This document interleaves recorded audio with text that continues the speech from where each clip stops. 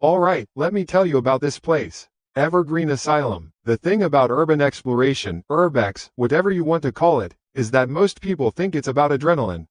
They think you're chasing a thrill, looking for a cheap scare. And yeah, sometimes your heart ends up in your throat, but that's not the point. Not for me, anyway. For me, it's about the quiet. There's a certain kind of quiet you only find in places that have been forgotten by time, places that were once screaming with life, or pain, or both, and are now just silent.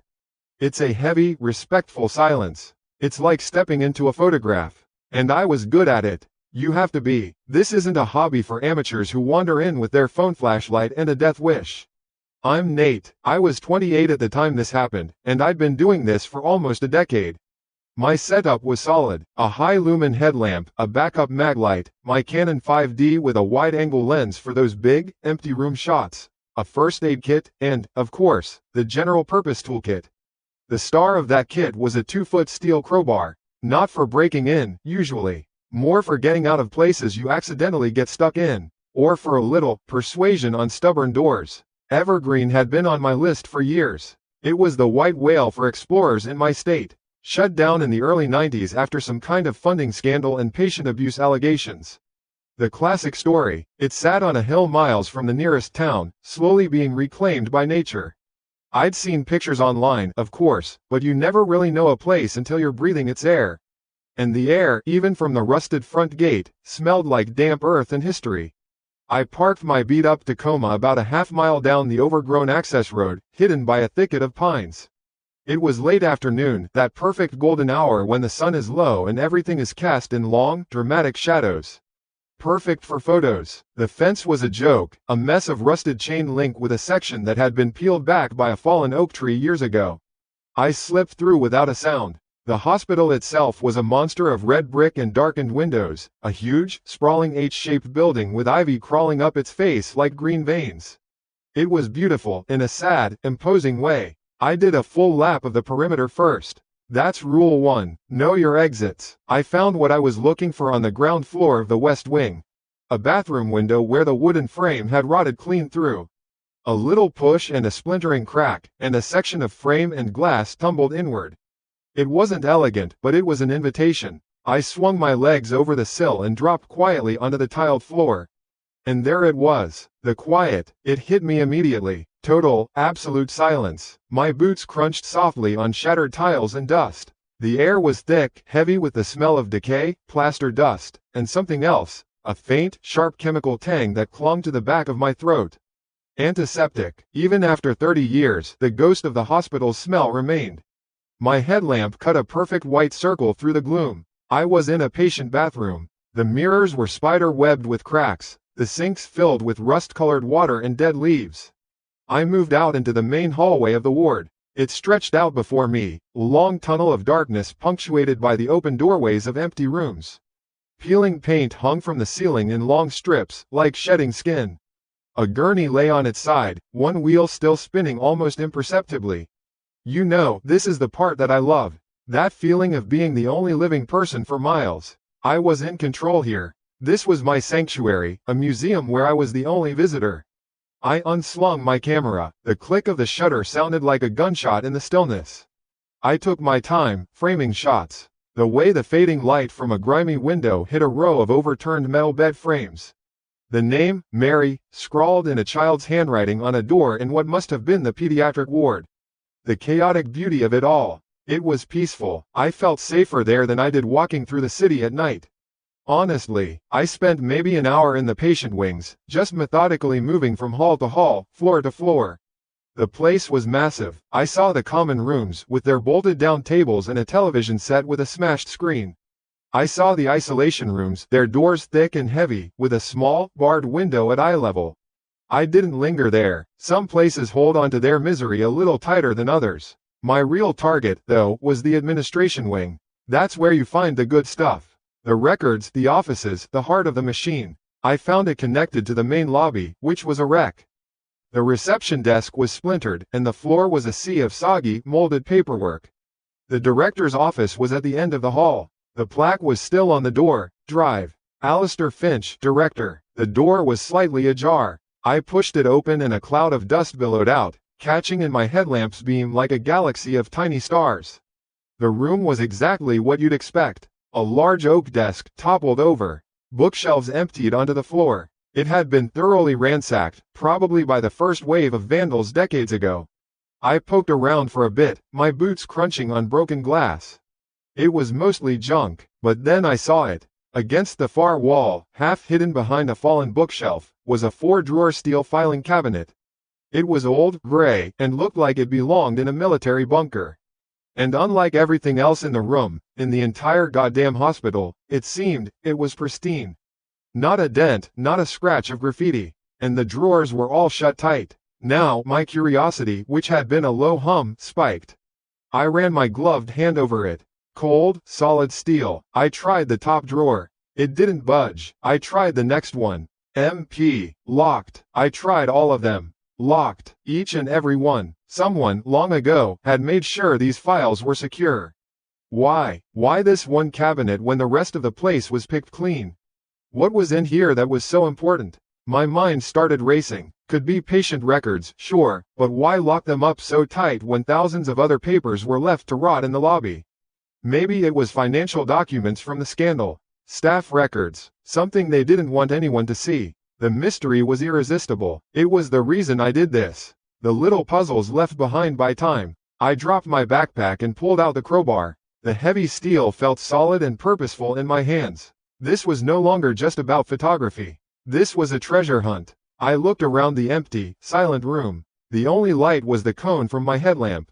The only sound was my own breathing. I felt a surge of excitement. This was it, the secret at the center of the maze. I knelt down, examining the top drawer. The lock was a simple, integrated one, but the cabinet's construction was solid. There was barely a seam between the drawer and the frame. It was going to take some force. I wedged the flat, beveled tip of the crowbar into the thin gap just above the handle. I pushed. The metal groaned in protest, a low, complaining sound, but it didn't give. I repositioned, getting a better angle, a little more leverage. I stood up, placing my foot against the cabinet to hold it steady, and put my whole body weight into it. My muscles strained. The silence of the room felt absolute, like it was holding its breath, waiting. And then, with a high-pitched, metallic screech of tortured metal, followed by a sharp, final crack that echoed down the hallway like a gunshot, the lock gave way. The sound shattered the 30-year peace, loud and violent and final. The drawer popped open an inch, and in the sudden, ringing silence that followed, I smiled. I had won. The air still hummed with the ghost of the sound, a high, metallic shriek that felt like it had torn a hole in the decades of silence. My ears were ringing. For a second, I just stood there, leaning on the crowbar, breathing a little heavy, a stupid grin plastered on my face. That's the stuff, right there. The little victory, the secret unlocked. I felt like a king in a dead and dusty castle. I tossed the crowbar aside, its clatter on the floor a second, smaller violation of the quiet. Then I knelt down and pulled the drawer. It was heavy, scraping on its runners, protesting the movement. I was expecting a trove. You always hope for a trove. Financial records from the scandal, maybe some deeply personal letters from the director, something that told the real story of why this place died. But there was nothing. The drawer slid out into the beam of my headlamp, a long metal box full of, absolutely nothing. It was empty, completely, spotlessly empty. It looked like it had been cleaned out yesterday. My heart sank. All that effort, that glorious, dramatic noise, for a whole lot of nothing. I almost laughed. It figured, but wait, my light caught something at the very back of the drawer. Not a stack of papers. Just one, a single, solitary manila folder, lying flat against the steel. It looked old, the kind with the little string you wrap around a cardboard button to close it. Why just one? If someone had cleaned this thing out, why leave one file behind? Or, if no one had ever cleaned it out, why was there only one file to begin with? The mystery, which I thought had ended with the crack of the lock, had just gotten deeper. My gloved fingers closed around it. The paper felt brittle, ancient. It was heavy with the dust of 30 years. I pulled it out, resting it on top of the cabinet. A film of gray grime coated the front. I blew on it, sending up a little cloud that danced in my light. Then I wiped the rest away with my sleeve. Hand-typed letters, faded but clear, sat behind a thin plastic label protector. A name, Carter, Nathan. I froze. You know that feeling when you're driving and a deer jumps out in front of you? That split second of absolute, system-shocking paralysis before you slam on the brakes? It was like that. My brain just stopped. Nathan Carter. That's my name. Okay, I took a breath. My name isn't exactly John Smith, but it's not impossibly rare, either. It's a coincidence. A 1 in a million, creepy as hell coincidence in a creepy as hell place, but a coincidence nonetheless. It had to be. I let out a shaky laugh. Of all the file cabinets in all the abandoned asylums in the world, I had to break into this one. The universe has a weird sense of humor. Still, my heart was starting to do a little drum solo against my ribs. It was one thing to feel in control, to be the master of this silent domain. It was another thing entirely for the domain to know your name. Curiosity had gotten me this far. It wasn't about to let me stop now. My hand was shaking a little as I unwound the thin, dusty string from the cardboard circle. The flap of the folder felt fragile, like it might turn to dust if I looked at it too hard. I lifted it open. The first page was a patient intake form. Typed, neat columns and black lines. Name, Carter, Nathan A. Dobb, April 16, 1990. Address at admission, 1128 Arbor Street, Westfall. My blood went cold. Not just cold, it felt like it had turned to slush in my veins. That was a real thing. I could feel it, a thick, icy slowing in my arms and legs. That was my birthday, April 16th, and 1128 Arbor Street. That was my house, my childhood house, the little blue one with the big oak tree in the front yard. We moved away when I was 8, but I could still picture every crack in the sidewalk out front. This wasn't a coincidence. This was impossible. My breath hitched. I leaned against the cabinet for support, my legs suddenly feeling like they were made of jelly. My mind started racing, trying to build a wall, any kind of wall, against what I was looking at. This had to be a joke. It had to be a prank, a really, really elaborate and sick prank. Who could have done this? Other explorers? There were online forums, sure. Maybe they'd seen my posts about planning a trip to Evergreen. Maybe someone I knew in the community was messing with me. But how would they get this information? My birthday, okay, maybe from social media. But my childhood address? I hadn't lived there in 20 years. And how the hell would they get it in here? In a locked steel cabinet in a warded-off wing of a hospital that's been abandoned since before the internet was a household thing?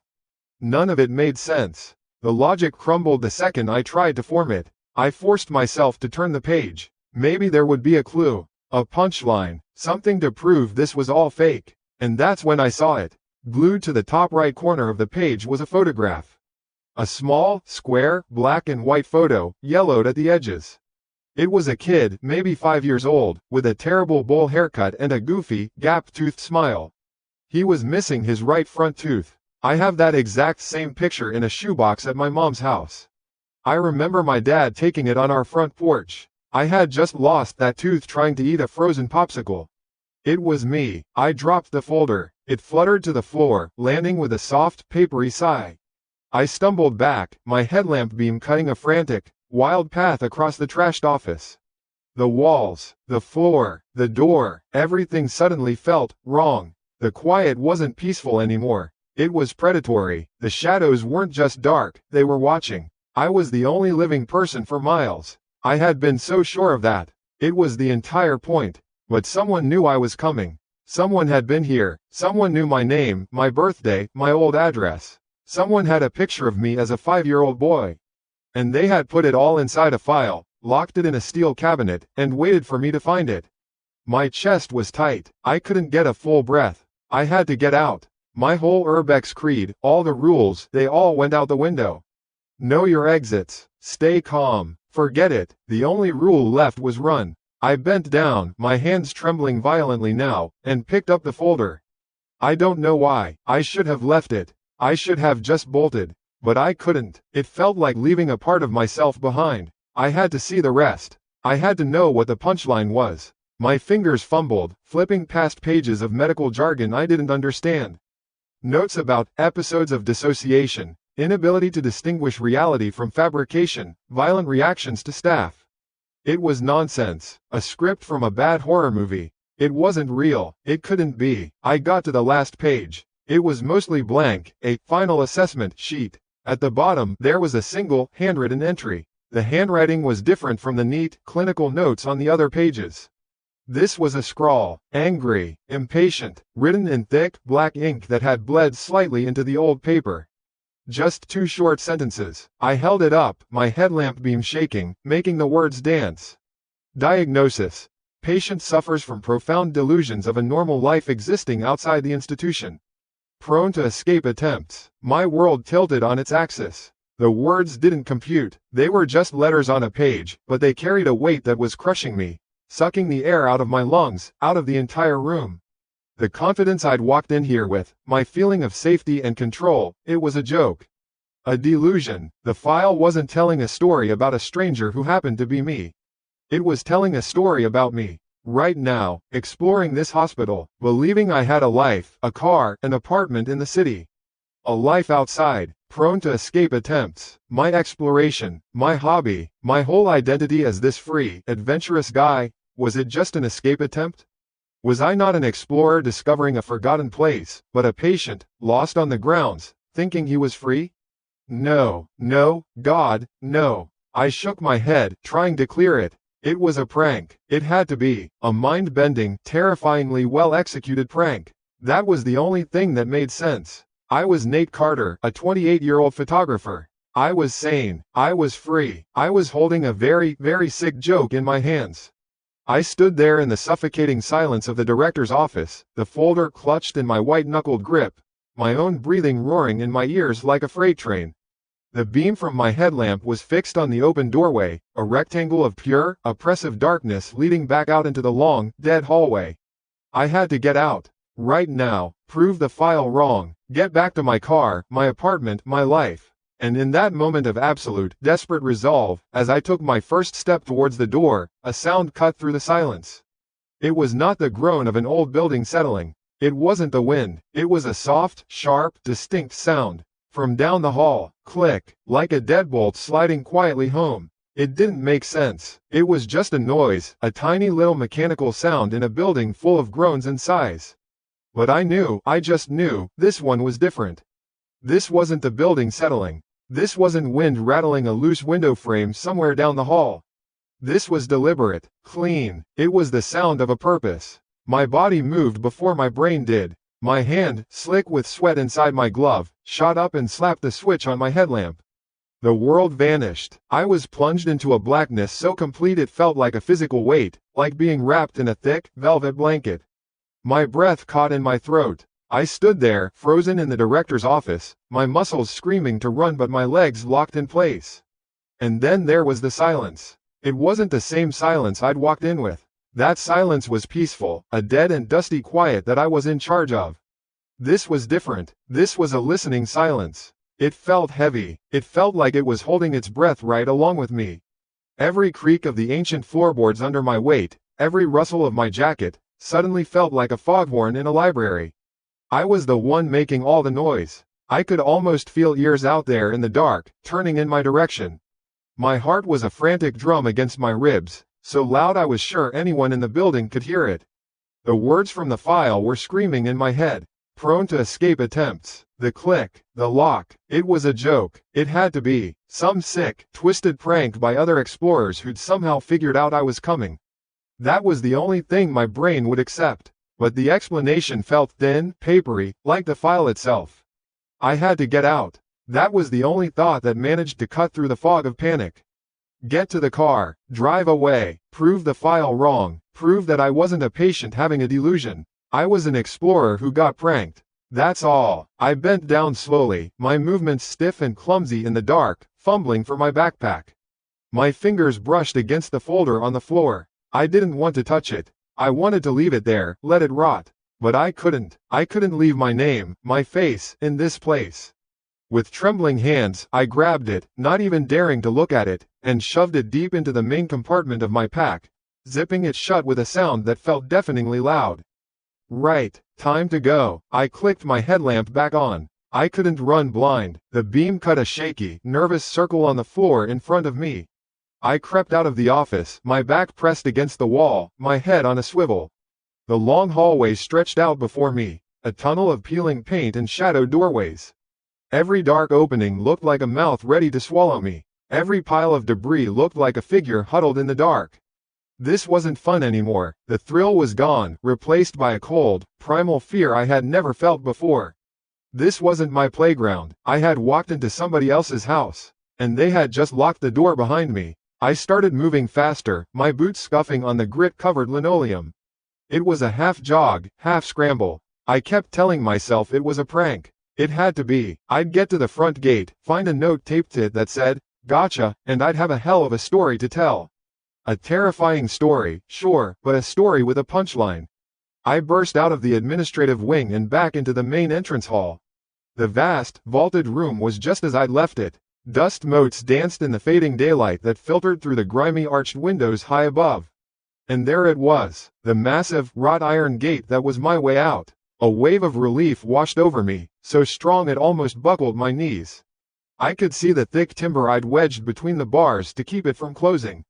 Everything was going to be okay. I was halfway across the hall when I saw it, and I stopped, dead. The piece of lumber was still there, but it wasn't wedged in the gate anymore. It had been pulled out and was lying on the floor, and in its place, woven through the thick iron bars of the gate and the frame set in the stone wall, was a chain. It wasn't an old, rusty chain you'd expect to find in a place like this. No, my headlamp beam hit it, and the metal glinted. It was new, thick, black, industrial-grade steel, the links as big around as my thumb. It was looped through the bars 3-4 times, pulled tight. A huge, brass-colored padlock, also brand new and shining obscenely in the gloom, held it all together. I walked toward it slowly, like a man in a dream. My mind just refused to process what my eyes were seeing. This couldn't be real. I reached out a gloved hand and touched the chain. It was cold, solid, absolutely, terrifyingly real. I was locked in. Someone had been here while I was in the director's office. Someone had walked up to this gate from the inside, removed my wooden block, and replaced it with this monstrosity. The soft click I'd heard, it wasn't a deadbolt. It was the snap of this padlock closing, securing me inside. The prank theory died on the spot. This wasn't a joke. This was an abduction. This was a cage. The air rushed out of my lungs. A strangled, gasping sound escaped my lips. I started pulling on the gate, rattling the chain with a clanking sound that echoed horribly in the vast hall. It didn't budge, not a millimeter. Panic, pure, unadulterated panic took over. The kind that disconnects your brain and leaves only screaming animal instinct. My head whipped around. Exits. I needed another exit. The explorer part of my brain, the part that always maps out a building, was gone. I couldn't remember a thing. All I knew was that I couldn't stay here, in front of this gate, this symbol of my capture. I turned and ran. I just picked a direction, a long, dark corridor leading away from the main hall, and I bolted. I didn't know where it went. I didn't care. "Hello?" I yelled, my voice cracking. "Is anyone there? This isn't funny." Only the echo of my own desperate voice answered me. I ran, my headlamp beam bouncing wildly, painting frantic strokes of light across the filth-covered walls. Doors blurred past me, dark and gaping. I was running deeper into the hospital, deeper into the maze. A stupid, stupid thing to do. I knew it even as I was doing it, but my fear was a physical force, shoving me from behind. I needed to put distance between myself and that chained gate. The hallway was impossibly long. At the very end, maybe 100 yards away, it turned a corner. It was a dead end of darkness. I was breathing in huge, ragged gulps, my lungs burning. My light flickered for a second, and my heart seized. "Don't you dare," I thought. Not now. The beam steadied again. As it swept back and forth across the hallway in front of me, it caught something. For just a split second. A flash. At the far end of the hall, just before the corner, a figure. It was tall, impossibly thin. It was just standing there, perfectly still. It was wearing what looked like clothes, but they hung off its skeletal frame. Faded, vertically striped fabric, like old-timey pajamas, or a patient's uniform. My brain screamed. I didn't even have time to process it, to question it. It was just a snapshot of pure nightmare fuel burned onto my retinas.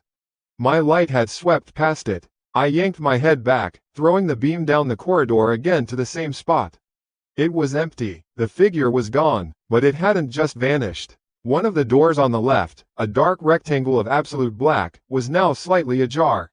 It had retreated. It had seen my light and stepped back into the shadows. It was real. There was someone else in here with me, and they were watching me. A sound tore its way out of my throat. It wasn't a word. It was a raw, animal noise of pure terror. All thought, all strategy, all hope of rationalizing this away, it all evaporated in that single, horrifying moment. I spun around so fast I nearly fell. I didn't care where I was going anymore. I just knew I couldn't go forward, towards the thing in the patient uniform. I ran back the way I came, in the opposite direction, my boots pounding on the floor, my own panicked breathing roaring in my ears like a storm. I was no longer an explorer. I was no longer a prank victim. I was prey, running blindly through a predator's labyrinth, with no idea if I was running toward an escape, or just deeper and deeper into the heart of the trap. I didn't think. There was no plan. There was only the image of that thing. That impossibly thin, pajama-clad thing, slipping back into a dark room in the raw, primal command from the lizard part of my brain that screamed, "Go!" So I went. I turned and bolted back the way I came, my boots skidding on the grimy floor. The beam from my headlamp was a frantic, bouncing mess. It painted spastic gold streaks on peeling green walls, on overturned gurneys, on doors that hung open like slack jaws. Every single dark space was a threat. Every doorway I passed, I flinched, expecting something to lunge out at me. My lungs were on fire, sucking in air that tasted of dust and decay and something else, something metallic, like old blood. The sound of my own running was a cannonade in the silence. The slap of my boots, my ragged, gasping breaths. It was too loud, way too loud. In a place this quiet, you might as well be setting off fireworks. Anyone, anything, could track you by sound alone. And that's when I first heard it. It wasn't much, just a subtle change in the rhythm of the echoes. My footsteps were slap, slap, slap. The echo was slap, slap, slap. But now there was something else in the mix. A third sound. It was softer, slower. A shish, slough, like a slipper dragging on the linoleum. At first, I told myself it was just a weird echo. This place was huge, built like a fortress of concrete and tile. Sound does strange things, but I couldn't shake it. I risked a glance over my shoulder, sweeping the light behind me. The hallway was empty, just a long, dark throat stretching back into nothing. But the sound was still there. Slough, slap, slough, slap. It was trying to match my pace. My blood went cold, pure, liquid ice in my veins. It wasn't an echo. I was being followed, chased. The thing from the end of the hall, it wasn't hiding. It was coming for me. Panic kicked me into a higher gear. I wasn't just running anymore, I was scrambling for my life. I saw a cross corridor ahead and veered right without thinking, plunging into a new section of the hospital. The architecture changed. The walls were tiled, a sterile white that was now stained with yellow and brown watermarks. The air felt colder here, wetter. This had to be the surgical wing. Slough, slap, it was still behind me. It had made the turn. It was patient, steady. It wasn't sprinting. It didn't have to. It knew the maze. I was just a rat, running blindly. A raw, guttural noise ripped out of my throat, a sound of pure terror. I had to get out of sight. I had to break the line. I saw a door with a small, grimy window set in it. The glass was reinforced with wire mesh. Behind it, I could make out the hulking shapes of machinery. An operating theater. Without hesitating, I shouldered the door open. It groaned on its hinges, a sound that made me wince, and I slipped inside, pulling it shut as gently as I could. The latch didn't click. It was broken. I didn't care. I clicked off my headlamp. Plunging myself into darkness again was one of the hardest things I've ever had to do. The blackness was absolute, suffocating. My eyes strained, trying to find anything, but there was nothing to see. The only light was the ghost image of the hallway burned onto my retinas. I stood there, holding my breath, my back pressed against the cold metal of the door. My heart was a frantic, muffled drum against my ribs. I was sure it could be heard through the door. And then I heard it. Out in the hall. Slough, slap, slough. It was slow, methodical. It was right outside the door. I could almost feel the presence on the other side. My entire body went rigid. I braced myself. I thought, this is it. The door's going to fly open and it's going to be standing there. I squeezed my eyes shut, waiting for the end. The shuffling stopped. Right outside my door, I forgot how to breathe. The air was trapped in my lungs, a painful, burning pressure. Seconds stretched into eternities. The silence was thick, heavy, listening. It knew I was in here. It had to. It was playing with me. A cat waiting for the mouse to break. Come on, do something. Just get it over with. Then, slough, slap. It started moving again. It didn't try the handle. It didn't push on the door. It just kept going. Down the hallway, the sound grew fainter and fainter until it was swallowed by the oppressive silence of the hospital. I stayed frozen for what felt like a lifetime, every muscle screaming. I counted to 100, then 200. I couldn't hear anything but the blood roaring in my own ears. Was it a trick? Was it waiting just down the hall for me to come out? Slowly, carefully, I let out the breath I was holding. It came out in a shaky, shuddering sigh. I fumbled for my headlamp switch, my hand trembling so badly it took me 3 tries to hit it. The beam flickered to life, cutting a clean cone through the dark. I was in a large, tiled room. In the center was a massive, stainless steel operating table, rusted in patches. Above it, a huge, multi-lensed surgical lamp hung like a giant dead insect. Trays and stands were scattered around, coated in a thick layer of dust. But something else hit me then. A smell. It wasn't the general old building smell of dust and damp. This was sharp, chemical. It was the smell of antiseptic. But it wasn't the faint, ghostly scent I'd noticed when I first came in. This was strong, pungent, like someone had just mopped a floor with it, or cleaned a wound. It was fresh. In a building that had been dead for 30 years, it was the smell of recent activity. The smell of a place that wasn't abandoned at all. That file. Patient has delusions of a normal life outside. The thought hit me like a physical blow. What if this wasn't a haunted house? What if it wasn't just some squatter or a prank? What if the file was right? I couldn't stay here. I had to get out. Not just away from the shuffling thing, but out of the building itself.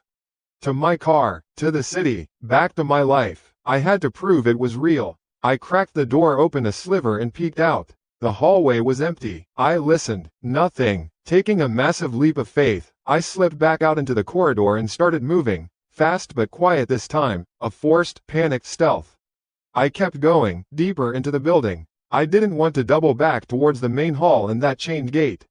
There had to be another way out. A service exit, a delivery door, anything. I found a stairwell. The sign above it, barely legible, said, basement level. Basements in these places are always a bad idea, but they also often lead to boiler rooms, utility tunnels, and service exits. It was a gamble. I took it. The stairs were concrete and slick with something damp. The air grew thicker, heavier, smelling of wet earth and mildew. My headlamp beam seemed to be swallowed by the darkness down here. It was a labyrinth of pipes and concrete pillars. Water dripped somewhere in the distance, a steady, maddening rhythm. Plink, plink, plink. I moved through the gloom, my light sweeping back and forth. I passed what looked like a laundry facility, huge, rusted-out washing machines standing like silent sentinels. Then, I turned a corner and the space opened up. I was in the kitchen. It was a disaster zone. Huge stainless steel counters, a massive range hood black with old grease, walk-in freezers with their heavy doors hanging open. Pots and pans were scattered across the floor, along with broken plates. It was creepy, but it felt functional. This was a place with a purpose. And places with kitchens often have back doors for deliveries and trash. My hope, which had been all but extinguished, flickered back to life. I started searching frantically, shining my light along the back walls, past pantries and storage closets. And then I saw it. At the very back of the kitchen, past a collapsed rack of baking sheets, was a door. It wasn't like the others. This one was solid metal, painted a faded industrial red, with a thick push bar across the middle. A fire exit, an escape. Yes, I breathed the word a prayer. Relief washed over me in a wave so powerful it made me dizzy. I scrambled over the debris, my heart pounding with a new, hopeful rhythm. This was it. This was my way out. The door would lead to an alley or a loading dock, or just the overgrown grounds behind the hospital. I didn't care, as long as it was outside. I reached the door. It was even more solid than it looked. The push bar was stiff with rust, but it felt strong. I put my palms flat against it, took a deep, steadying breath, and threw my entire body weight into it. Clang! The bar moved a few inches, but the door itself didn't budge.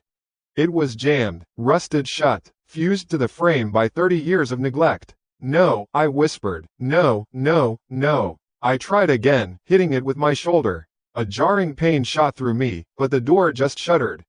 It was stuck fast. Panic started clawing its way back up my throat, choking my newfound hope.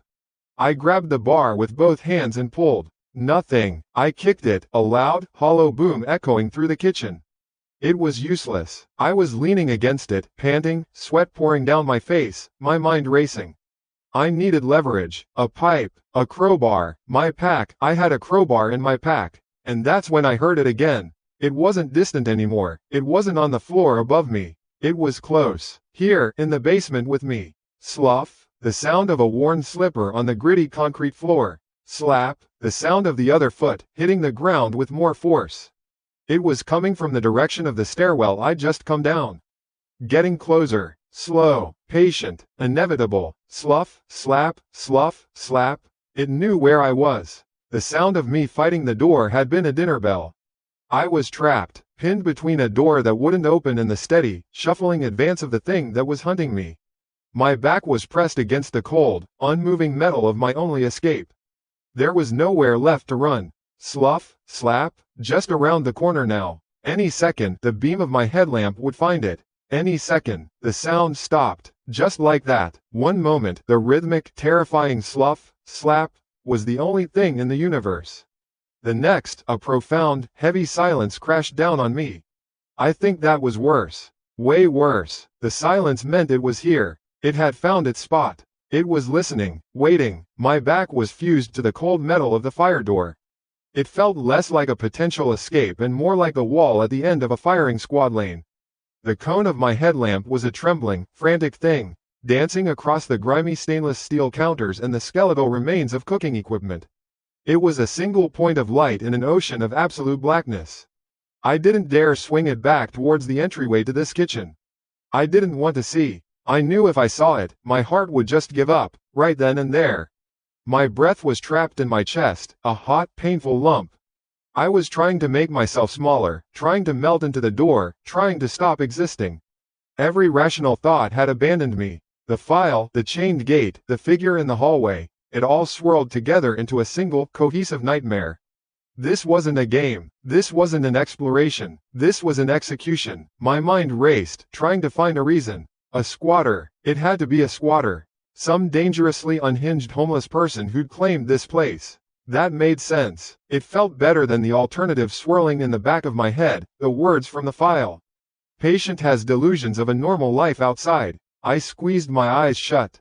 Think, Nom, think. I still had the small crowbar in my pack. I could get it. I could fight. It was just one person. A slow, shuffling person. I could probably take them. But my body wouldn't obey. I was frozen solid. The silence stretched, becoming thick and suffocating. It felt like a physical presence. I could hear the blood thundering in my ears, a frantic drumbeat against the stillness.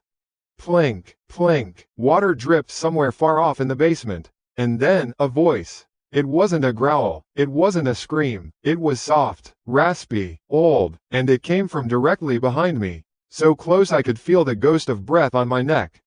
You shouldn't be running around like this. A sound escaped my throat, a choked, pathetic whimper. Time seemed to stop. I didn't turn around. I couldn't. It felt like if I moved, if I acknowledged the voice, it would become real. As long as I faced the door, it was just a sound. The voice was calm, matter of fact, almost tired. There was no malice in it, no anger. And that was the most horrifying thing of all. It was the voice of someone dealing with a minor, familiar inconvenience. It just gets everyone worked up, the voice continued, still in that same, infuriatingly level tone. And you know how we don't like getting worked up. Slowly, like a rusty machine, my body started to turn. My neck creaked. My feet scraped on the gritty floor. I couldn't help it. I had to see. I had to know what I was facing before I died. The beam of my headlamp swung around with me. It wasn't a monster. It wasn't some ghoul from a horror movie. It was just a man. An old man, impossibly thin, his skin like wrinkled parchment stretched tight over a skull. He was wearing the faded, washed-out blue uniform of an orderly, the kind you see in old photos. It was clean, too clean for this place. His face was a mask of placid neutrality. No smile, no frown. His eyes were pale and watery, and they looked at me with a profound, unnerving lack of interest. like I was a piece of furniture that had been moved out of place. He wasn't holding a weapon. His hands were empty, hanging loosely at his sides. We stood there for a second that felt like a year. Me, panting, wild-eyed, bathed in sweat. Him, perfectly still, a relic from another time who had simply appeared out of the suffocating darkness. The rational part of my brain, what was left of it, screamed at me. This is the guy, the slough slap. He's just an old man. You can push past him. Run. But then he moved. It was a slow, deliberate motion. He raised one hand, not to attack, but to present something. He'd been holding a small, stainless steel medical tray against his side, and I hadn't even noticed it. He held it out to me. On the tray, there was a small, white paper cup filled with water. Next to it sat 2 pills. One was white, one was a pale, chalky blue. They looked ancient. My blood ran cold. I stared at the tray, at the pills, and a wave of nausea washed over me. The smell of antiseptic, the pungent smell from the operating theater, suddenly made a horrible kind of sense. The old man took a small step closer. The sound of his worn slipper on the concrete was soft. Slough. It's time for your medicine, Mr. Nom, he said. His voice didn't change. It was still just a quiet, factual statement. Let's take this, and then we'll go back to your room and rest. It's been a long day. Mr. Nom. He said my name. The floor dropped out from under me. The walls of the kitchen seemed to warp and dissolve. The file wasn't a coincidence. The file wasn't a prank. The calm, patient pursuit. The locked gate. The gentle, corrective tone. In his world, in this place, I wasn't an explorer. I wasn't an outsider. I was a patient who had escaped. A patient who was having an episode. A patient who needed his medication. Patient has delusions of a normal life outside. Prone to escape attempts. My reality fractured. For one dizzying, horrifying second, I questioned everything. Was my apartment real? Was my job real? Was my life, my entire identity as a person who lived and worked in the city, just a story I told myself inside the walls of this asylum? No. The denial came like a physical explosion inside my skull. It was a raw, animal instinct for survival. This was a trick. This was a madman's game. This old man was insane, and he was trying to drag me into his delusion. I was Nom, the Urbex guy. I had a car parked outside. I had a life, and I was going to get back to it. A guttural roar ripped from my throat. It wasn't a word, it was just pure, unadulterated terror and rage. I reacted without thinking. The heavy DSLR camera was hanging from a strap around my neck, bouncing against my chest. I grabbed it with both hands, the solid plastic and metal a comforting, real weight. I swung it like a medieval flail. It connected with the old man's hand, the one holding the tray. There was a wet, sickening thwack and a sharp crack of bone. The orderly didn't even cry out. He just made a small, oof, sound, a puff of air leaving his lungs. The tray went flying, clattering loudly across the concrete. The paper cup burst, splashing water, and the 2 little pills rolled away into the grimy darkness.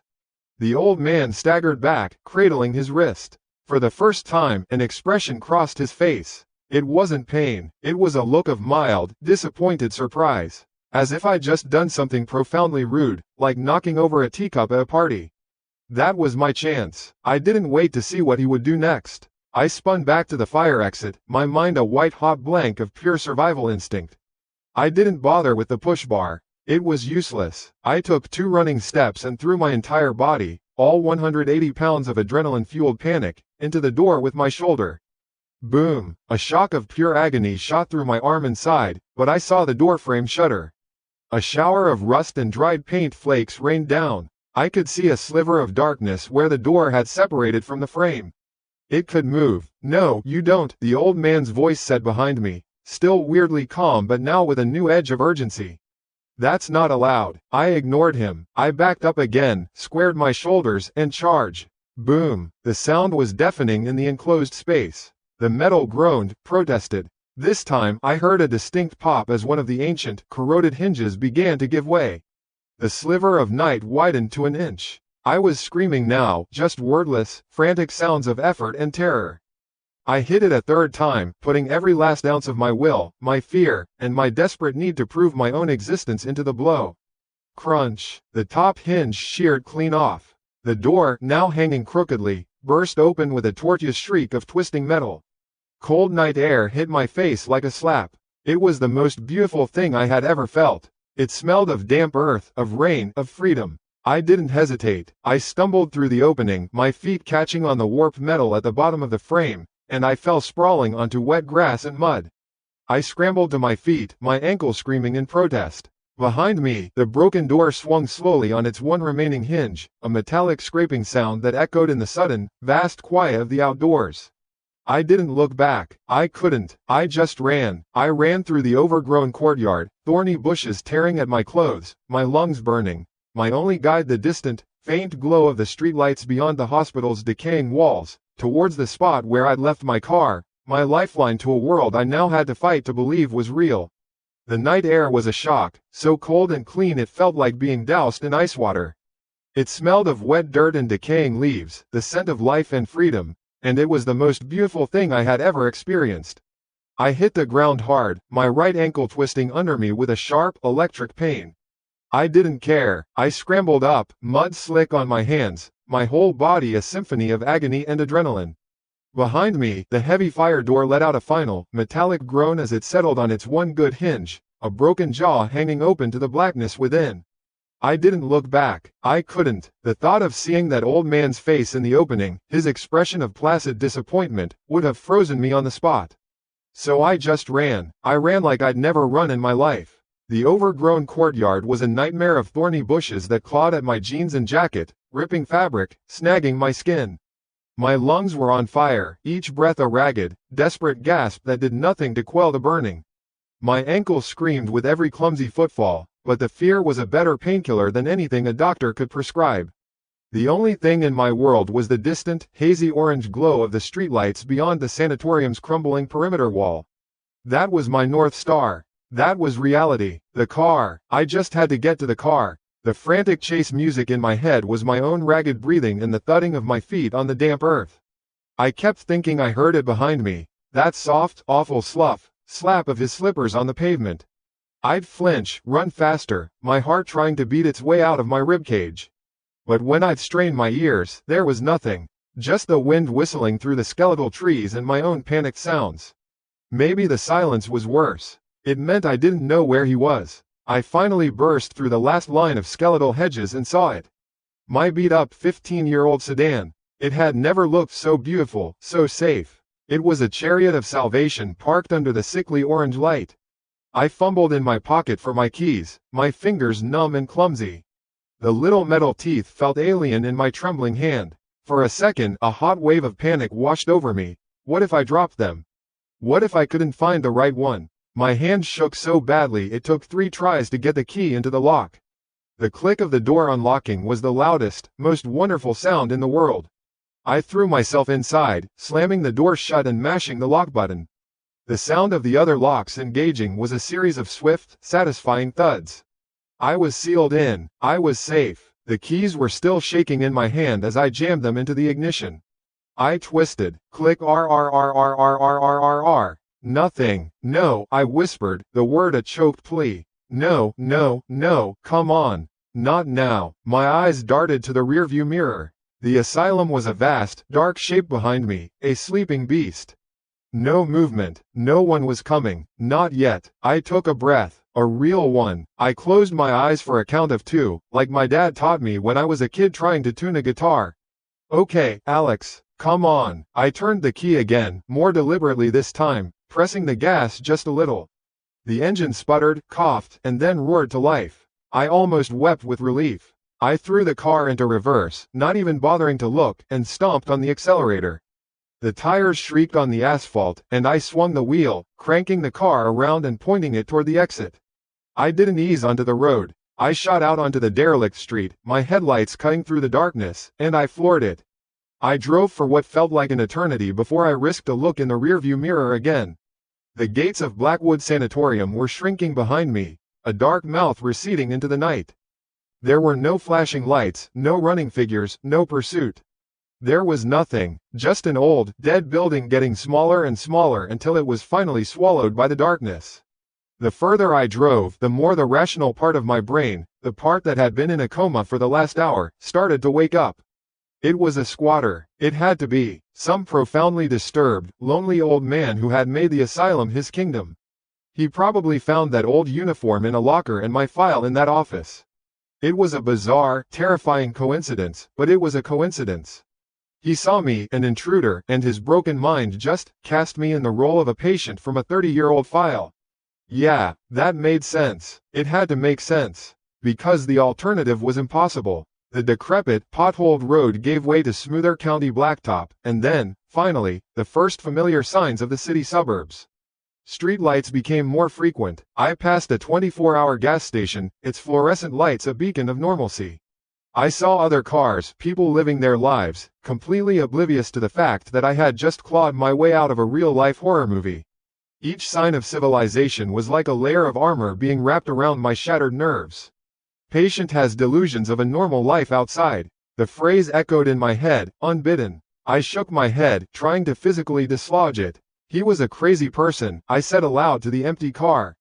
He was a crazy person in a crazy place. That's all. Saying it out loud helped. A little. By the time I pulled into the parking garage beneath my apartment building, my heart rate had almost returned to normal. The adrenaline was wearing off, leaving behind a deep, bone-aching exhaustion and a tremor in my hands that wouldn't quit.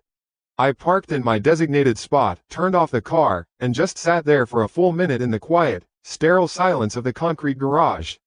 Home. I was home. I took the elevator up, the gentle hum and soft ding of its arrival on my floor so blessedly mundane. I walked down the carpeted hallway, to my door. My key slid in effortlessly this time. I stepped inside and immediately engaged the deadbolt and the chain lock. The series of clicks was a final, definitive statement. The nightmare was over. It was locked outside. I was inside. I was safe. Leaning my back against the solid wood of the door, I slid down to the floor, my legs giving out. I sat there on the welcome mat, head in my hands, and just breathed. The familiar smell of my own apartment, faintly of old coffee and laundry detergent, filled my lungs. I looked around. There was my jacket slung over the back of the dining chair where I'd left it this morning. There were the mail-order catalogs on the small entryway table. My life. My normal, boring, wonderful life. It was all real. It was all here. After a few minutes, the shaking subsided. I pushed myself up. My shoulder throbbed where I'd hit the door, and my ankle was tender, but I was in one piece. First things first, a glass of water. Then I was calling the police. That lunatic couldn't be allowed to stay there. What if some other kid, another explorer, went in? I had to report him. I walked into my small kitchen, flicked on the light, and grabbed a glass from the cupboard. As the cool water ran over my hand from the tap, I felt the last vestiges of the asylum's grime and terror being washed away. I drank the whole glass in one go, then refilled it and drank another. I was thinking about what I would tell the 911 operator. It would sound insane. Yeah, hi, I was trespassing in the old Blackwood sanatorium, and this guy dressed as an orderly tried to make me take pills. They'd probably think I was the crazy one, but I had to try. He assaulted me. He locked me in. That was a crime. With a newfound sense of purpose, I walked out of the kitchen and into my living room, heading for my desk where I'd left my phone. The desk was my little command center, my laptop, a stack of books, a cold mug of coffee from the morning, my charging phone. I was already rehearsing the opening line in my head. My name is Alex Mercer. I need to report a dangerous individual. I reached for the phone, and my hand stopped, hovering in midair. My blood turned to ice. My heart didn't just stop. It felt like it was ripped out of my chest. There, on the polished wood of my desk, right next to my phone, was a small, white paper cup. Next to it sat two pills. One was white, the other was a pale, chalky blue. They were placed neatly, deliberately, on a small, folded napkin. As if to keep the desk clean. I stared. I literally could not process what I was seeing. It was a glitch in the matrix, a tear in the fabric of the universe. It couldn't be there. It was impossible. I had just run from this. I had seen the tray fall, seen the pills scatter into the grime of that filthy kitchen floor 30 miles away. My mind scrambled, desperately trying to find an anchor. I had brought them. I must have. In my panic, I must have grabbed them, put them in my pocket, and then taken them out here without realizing it. It was the only explanation. But I knew I hadn't. I knew it with a certainty that was terrifying. I had swung my camera. I had run. I never touched them. I slowly, very slowly, leaned closer. My breath hitched. There was a faint, almost imperceptible smell coming from the cup. It wasn't just water, it had that sharp, clean, terrifying scent. The smell of the asylum. Antiseptic. No, I whispered, shaking my head. No, I'm losing it. Stress. It's a hallucination. It's not real. I reached out a trembling finger, needing to touch it, to prove it was a phantom. But as my finger got close, I saw something else. My front door was still chained. The deadbolt was still thrown. No one had come in. No one could have. The delusion theory was the only thing left. Okay, Alex, you had a major trauma. Your brain is playing tricks on you. That's all. You need to ground yourself. Prove to yourself where you are. Prove who you are. Proof. I needed proof. My wallet. My ID. I would look at my driver's license. I'd see my stupid, smiling face, my name, my address. I would hold the plastic in my hand and know that it was real and the cup of poison on my desk was not. Panic gave my legs a new, jerky energy. I stumbled away from the desk, away from the pills, and lurched toward the small chest of drawers by my bedroom door. That's where I kept the important stuff.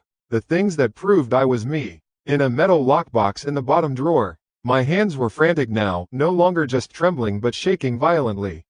I yanked the drawer open. Its contents rattled. I saw the gray metal box. I didn't even bother with the key, I never locked it. I lifted the lid. I stared down into the box. And I started to make a sound. A low, guttural noise of pure, undiluted horror that came from somewhere deep inside me.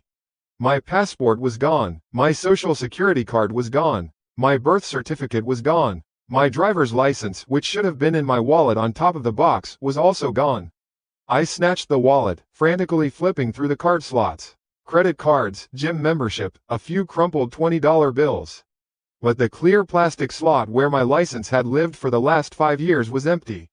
My breath came in short, sharp bursts. My vision tunneled. This was wrong. This was all wrong. The photo albums. I kept them on the shelf above the drawers. Old, thick albums my mom had put together. Me as a baby. My first day of school. Family vacations. Christmases. The tangible proof of a life lived. I scrambled up, my hands grabbing for them, pulling them down. One slid from my grasp and hit the floor, spilling its contents.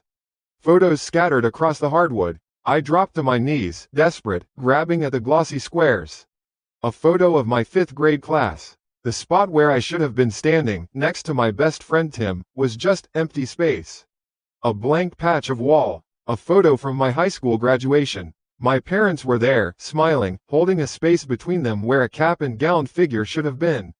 A family portrait at the Grand Canyon. My dad, my mom, my sister. And an empty piece of railing where I had been leaning, grinning like an idiot. I clawed through the photos, my hands shaking so hard I could barely hold them. It was the same in every single one. My entire history, my entire existence, had been neatly and surgically excised. I was a ghost in my own life. I sat there, on the floor of my apartment, surrounded by my things, in a home that was mine, with a handful of photos that proved I had never been there at all. The silence of the room pressed in on me, heavy and absolute. And on the desk in the other room, I knew, a small white cup and 2 pills were waiting. They weren't trying to keep me in the asylum anymore. They had just let me bring the asylum home with me.